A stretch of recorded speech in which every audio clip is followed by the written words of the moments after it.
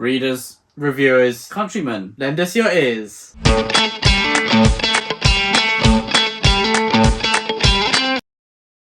Good morning, everyone. Welcome to the channel. Today we are the Brothers Gwynne. I'm Ed, and this is my brother, Will. Thank you very much. And we are going to be doing today a well-requested historical fiction beginner video. Recommendations. So we're going to recommend to you, our lovely viewers, what books we think, if you're not used to reading historical fiction, should you go out and check. These books are very, in our opinion, pretty accessible. They're books that will get you started on your journey. You will love going into these worlds and these tales that take you all the way from the dawn of time all the way up until now. And I think that the biggest section of our viewership, they read fantasy mostly, so we've gone for quite a few historical fiction recommendations that are quite epic in scale or have those similarities to fantasy, and we might delve into that a bit as we talk about them. But we could dive and delve. Well. Dive and delve are two favourite words on this channel. We won't delve too deep because we know what happens. The drums in the deep. But let us begin. Ed, what is the first recommendation you have? My first one is by Mary Renault, and I read this recently, and it is called Fire Under Heaven. And this is a book, in my opinion, it's the original Song of Achilles. It's just that style of writing. It's really beautiful. If you like your Greek retellings, there's not too many books out there about Alexander the Great, especially historical fiction, and I think this is an absolutely fantastic one.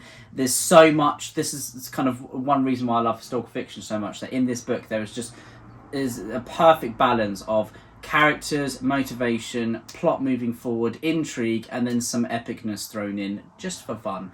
Alexander the Great. A little dose of it. Absolutely. Alexander the Great, obviously he was the first person to be called great, so there you go. But this is kind of this tale of how he grows up, and he's kind of in this divorced background with his parents kind of vying for his love, his attention. They want him to love them more than the other parent. It's a very sad book as well, but you kind of, you really get to love Alexander by the end of it.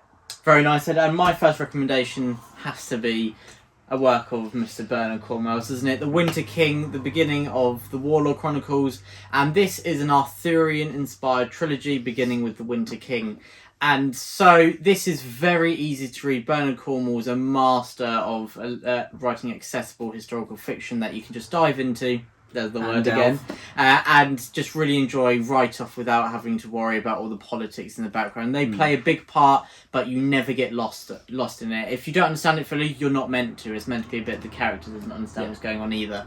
But also I chose this because there are some fantastical elements in the sense that religion plays a role, this Judaism, and some of the characters see certain things as acts of the gods, which we might interpret as just being a coincidence. Like they see like a bird flying over as an omen, and so they see it in a fantastical perspective, which is very similar as characters do in fantasy stories, and which also a lot of our viewership may like. It has Merlin, so there you go. But yeah, The Winter King is absolutely incredible. I'd say probably this is the weakest of the trilogy, but it is one of my favourite books. Favourite series of all time, and one of my favourite historical fiction reads ever. So yes, please do pick up The Winter King if you love some Arthurian fiction as well as wanting to dive into a bit more historical fiction. And if you didn't already think he was a bit of a git, then you will hate Lancelot by the time you reach book 3. We told Alan that, didn't we? We did. And then he said he really did hate him. He despised him. He hated that guy. It makes me happy when I see other people going out there and hating Lancelot as well. We could join our own club, couldn't we? Make our own club, yeah. Hate Lancelot Club. And hopefully Arthur will be there. We shall see. Gates of Fire by Stephen Pressfield. If you watch much of the channel, you'll see that we love to talk about this book. I think this is probably one of my favourite historical fiction books, full stop. But what this book does so well is it tells the story of 300 of the Battle of Thermopylae. And it's a standalone as well. It's a standalone as well, so it's really easy to read. It's a short book as well, and Stephen Pressfield is a master at writing. He just sucks you in straight away, and you cannot help but fall in love with his writing. His storytelling is fantastic. It does flip between timelines. There's two timelines, isn't there? And it tells stories about each of these characters. And I think by the end, by the final battle, you love these characters, and this did make me weep. So yeah, this is a book that, I mean, this would be amazing to actually see as a film, not the kind of comic style of 300, but Yeah. as a proper gritty kind of Braveheart style film, this would be amazing. And it's also a chronicler's tale, is told in that style. is. So if you enjoy The Name of the Wind or Empire of the Vampires, kind of that that Style. structure. Yeah, there we go. There we go. The words just... I'm a bit tired, aren't I? Oh, Yeah. But anyway, it happens to next the best one. of us. The next up, I have Wolf of Wessex by Matthew Harvey. This is another standalone, and this is basically Logan, as in like Wolverine, Logan, that film, met with mystery set in some Saxon goodness. Yeah, I say this is True Grit if Oh yes, yeah. That's a John good one. Wayne had a sword. I like that. I like that. And so our main character is called Dunstan, and he has a dog. And do I need to tell you any more? But anyway, beyond that, there is a mystery, and this is a standalone, and it is fantastic how we find out about the past of this quite enigmatic character to begin with, and how he lives on his own, but being intertwined with this mystery, this murder, and a girl who is left behind whose father has been killed, how it brings out the humanity in him, and how he has to decide whether to melt back into the shadows or play an active role again, despite some vows he has sworn not to. But I won't say any more, because part of the joy of this is finding out about his past. And yeah, I really love this first book I read by Matthew Harvey. His Bernicia Chronicles is also great, but I chose this because it's a standalone as compared to the Bernicia Chronicles. I think there's 10 instalments out so far. So if you just want to try a bit of historical fiction and you want a bit of like a palate cleanser, thanks Ed, then we have The Wolf of Wessex, and that is absolutely brilliant. I loved it. One of my favourite reads of 2021 actually. And the next one for me is God of Vengeance by Giles Christian. Now, I was going to choose this one, which is a Viking Age tale. We had to have one on there, didn't we? We did. Or the Saxon Stories by Bernard Cornwell. But I thought this is a trilogy, so easier to jump into. I think I do prefer Giles Christian's style of writing, his prose, very poetic, and it's very easy to get lost in the world of the words here. And also, this is basically the Northman, where the premise is that the son of a lord, the son of a jarl, his father is betrayed by a king who teams up with another jarl, and he is on the run, and he basically he has to go and put his own little team together, puts a squad together, Which is awesome. It's basically Avengers, and then or just any cool film with a gang in, really, isn't it? Yeah. And he has to assemble his own team basically to take back his kingdom. There And you it's go. done so well, yeah. It's fantastic. There are some iconic characters, iconic scenes, iconic moments, and iconic names as well. Iconic beards. Iconic It's the beards. Viking And Age. Giles Christian, he has He's lyrical iconic. prose, doesn't he? And Yeah. I will go on to the next one. I'll be talking about him a bit later. Spoilers. But next up, I have The Wolf Den by Elodie Harper. So usually most of what we've been talking about is military fantasy, isn't it? Military fantasy, military historical fiction, because that's probably the most of what we read in this genre. But The Wolf Den is not. So in this, it is quite hard hitting. Very powerful, but very easy to read at the same time. So The Wolf Den is about a group of slaves who are forced to work in a brothel. And we see this through the lens of one specific character throughout. Her name is Amina. And she is a very, very worked out, complex character who we learn about the world around through her eyes. And The Wolf Den is written absolutely brilliantly. There's a lot of political intrigue. The character relationships are done absolutely superbly, absolutely fantastic, so well done. And I felt so tense. The stakes are still high, even though this isn't like military fantasy as such. Very high stakes. I think this is absolutely exceptional. It surprised me how much I loved this. I heard some great things about it, so I just dived in, not really thinking of what it was about. I've said it 3 times already. Wow. I mean, you must be really good at scuba diving. I know, I must be a master of swimming. I'm really not. But The Wolf Den is fantastic. I'd recommend it to all. Con Iggulden is another great historical fiction writer. He's also taken his own hand at fantasy as well, which I haven't got around to reading. I can't remember what his series is called. Empire of Salt? Something like that. But I will say I do really love Con Iggulden's writing. And his series about Julius Caesar was the first series by him that I read. And I read it when I was about 15, and I absolutely loved it. It was just, the characters were so well done. And I mean, it made me like Caesar. Who can make me like Caesar? The guy's... That's not something you should probably go Guy's a around saying, maniac. though. No, yeah, a good job. This is just between us two. But I really definitely. love Caesar. So the characters were brilliant. There was a great kind of juxtaposition between the friendship of Caesar and Brutus here. And it's a 4-book series. Cornel Goodin's writing is fantastic. I mean, he's one of the most popular historical fiction writers for a reason. It's really accessible. He writes in a style that is just so easy to digest, and you really just get swept up in the wind that it takes you on the story. It's fantastic. I think some of the details, the finer details, historical details, probably I don't think they're all 100% accurate, but it's a little bit like Bernard Cornwell as well.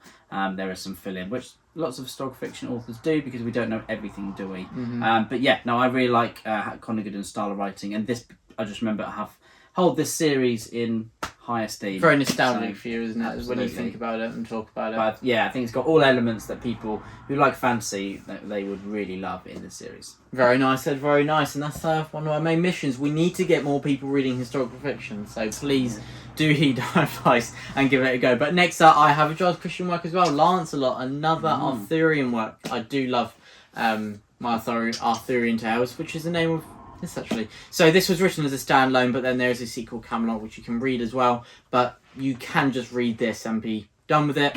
It is incredible, in my opinion. So this is about Lancelot. So we said how you hate Lancelot in the Warlord Chronicles, but in this you do not. He is no, but he. So this is where it gets. It divides me. It's like part of me I can't let go of the character of Lancelot in the Warlord Chronicles, but then I think, but he's.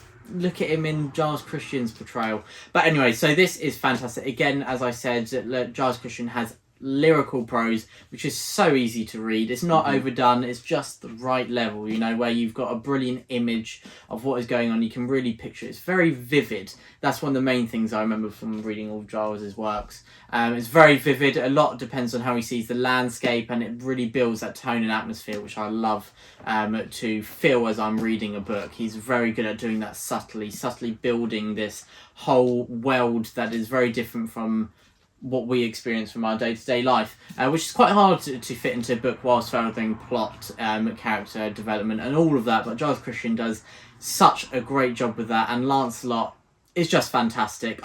This was the first book I read by him, and actually the first book I listened to on Audible, so it's got a place in my heart for those reasons as well. But yeah, please do check out Lancelot. It's fantastic. Giles Christian is a brilliant author, so you can either start out with his Viking trilogies or with Lancelot. I recommend both at the same time. I do recommend both. Now, here is maybe a controversial one for those people out there that might not agree with me, but I was thinking, I'm a huge fan of Westerns, as you can tell, and I was thinking, do Westerns count as historical fiction? I believe they do, because obviously they take on a historical time period.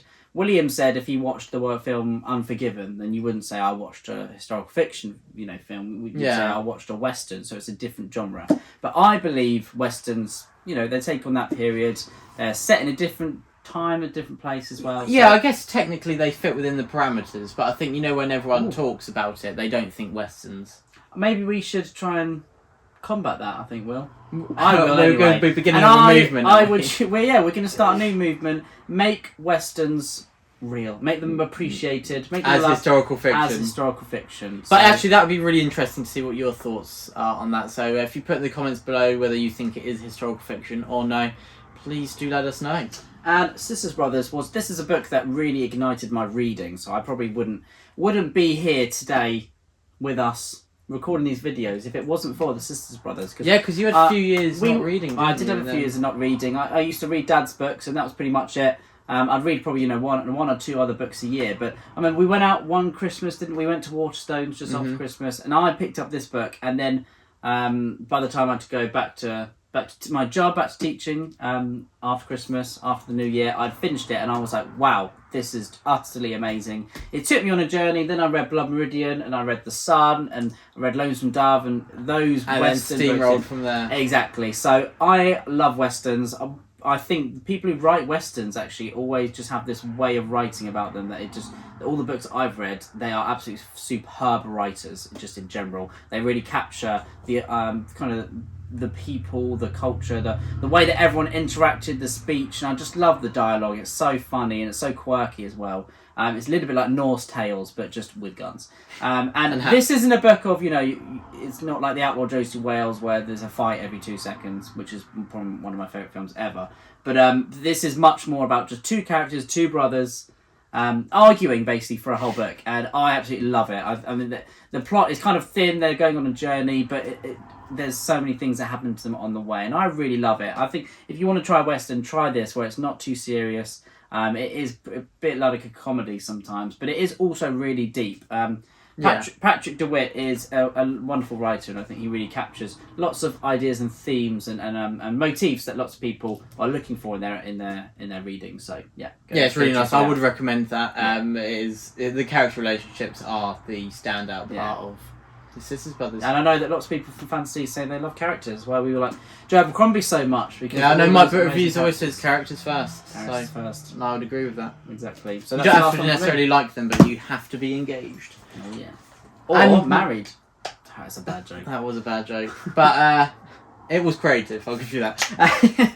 And now my last recommendation is The Gates of Athens by Conor Gooden. Sorry, that was really harsh on me. That was a bad joke, Ed. Yeah, you really you judged me. I severely judged you. You looked at me and you went, no, I can't judge until I make a good joke this video, and then I'm allowed to. But anyway, The Gates of Athens. This is Conor Gooden. You talked about his Emperor series. Mm-hmm. See, part of me's trying to think of a joke now, but I just talk can't. About his Empress series. Oh no.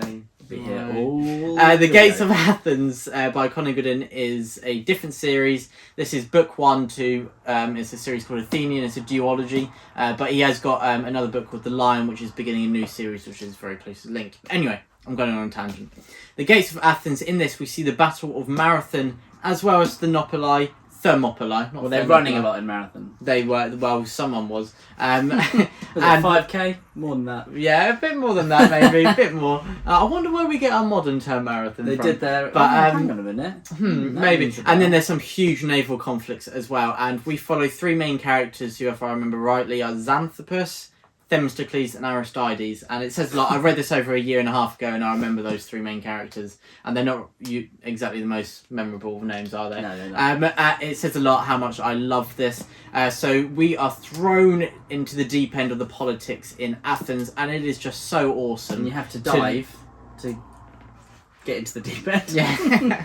And we really just see how this democratic city works, where it is obviously democratic to an extent, isn't it? So it was really fantastic looking at those politics, about the dynamics between different groups within Athens, and also with the different states. We have the relationships with Sparta, which is very interesting specifically, as well as obviously this is about the Greco-Persian wars, and so this dread that is hanging over Athens of the Persian army coming closer and closer. And The Gates of Athens, it just captures what I feel that Greek world, what I want to feel when I'm reading a book about ancient Greece. Mm-hmm. And I'm not sure how authentic it is. I think it's meant to be pretty authentic. He gives a quote of all his sources at the back, and I was like, well, they sound pretty cool. Yeah. Basically, but I'm not a master at all of this period, of this era. But The Gates of Athens, I'd say, is another really easy book to read that is similar to fantasy in terms. I think this is probably the most epic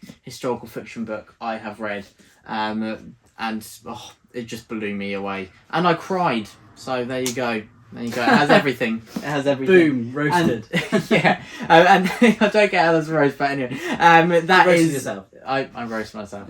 Yeah. But that is all of our recommendations. We've really wanted to begin a historical fiction recommendations video for quite a while. I've had quite a few people ask for it as well. So hopefully those people who've asked are watching this, and hopefully you get a few ideas. And we deliver. Exactly. But thank you so much for watching. Hopefully this does convince you to read a bit more historical fiction. Please do let us know if you've interested you in it at all, or if you've read any of these already. So, Ed, do you have anything to add? Truth and Courage from the Brothers Gwynne. Happy reading. The Brothers Gwynne. Happy reading.